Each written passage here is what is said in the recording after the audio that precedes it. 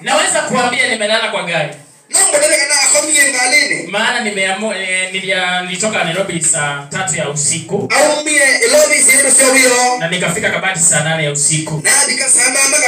Hiyo ni kama kulala kwa barabara. Basi nataka nikupe injili ya dakika 15. Ninajua hii injili itabadilisha maisha yako.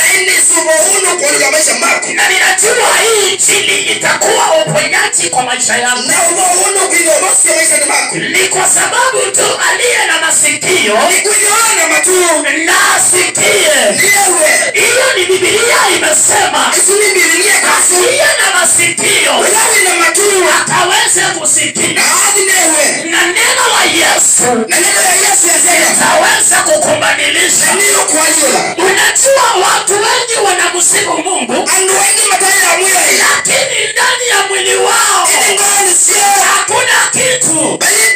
Ni kwa sababu gani? Tumeweka moyo katika nafsi zetu, sifa katika nafsi zetu. Lakini wacha ni mshukuru Mungu kwa kanisa la Laodikia. Nimemuabudu Mungu kwa ndani ya ukweli.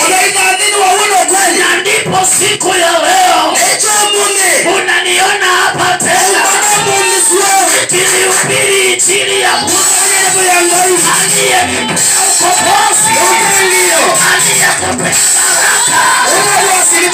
Sauti Jesus. Nataka twende moja kwa moja katika kitabu cha Matendo ya Mitume. Ninataka kuongelea juu ya kutiwa nguvu.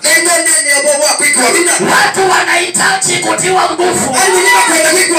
Watu hawahitaji kupigwa, hawahitaji kuangushwa, wanahitaji kutiwa nguvu. Mbuza mazako mwambie kutiwa nguvu. Haleluya. Amen. Matendo ya Mitume kifungu cha 3. Naomba nisomewe pale. Verse 1 to 4.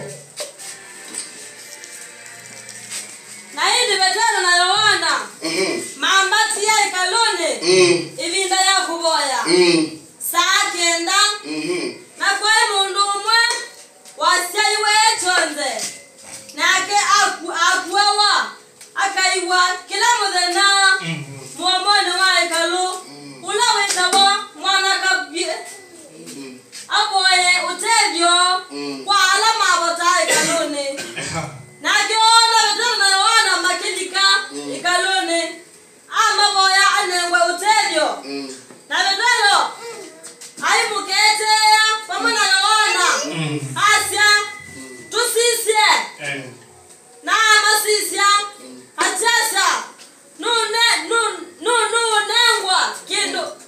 nengwa kindu nimo indi Petero amuya dina bela kana dhahabu indi kilane nacho nichungu onenga sitwa ni Yesu Kristo wa Nazareti ikinyie. Amen. Mpigie Yesu makofi. Mpigie Yesu makofi. Unajua mtu ambaye ako na nguvu, yeye utongo msaka sionekane. Lakini mtu mlegevu anakangana lakini anashindwa. Wewe uko na nguvu sauti.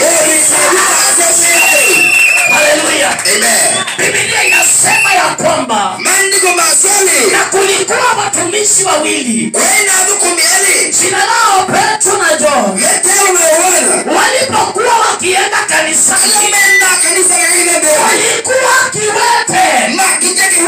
Huyo kulikuwa mtu kiwete, alikuwa anabebwa, alafu analetwa kando ya mlango, na wako wanamuingiza ndani, na walikuwa wanamuweka hapo kando ili aweze kuomba, ili aweze kusaidiwa.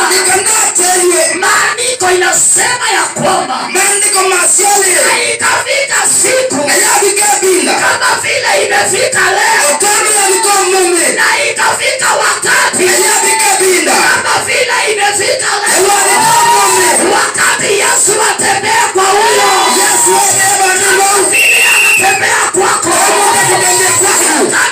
Yesu atembea kwake. Yesu atembea kwako. Vile anatembea kwako.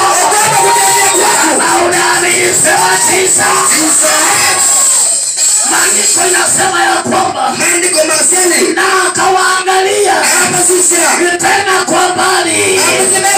Akaona hapa kuna kitu. Hapa kuna gilibili. Hapa kuna 500. Hapa kuna kitu.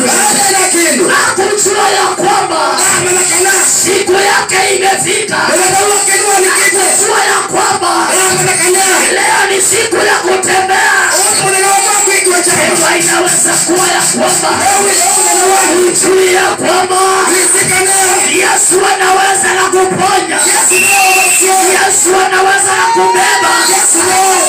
Kutoa kwa umasikini, kuweke kwa utajiri, kutoa kwa maadui, kuweke kwa baraka, kutoa kwa vita, kubeba.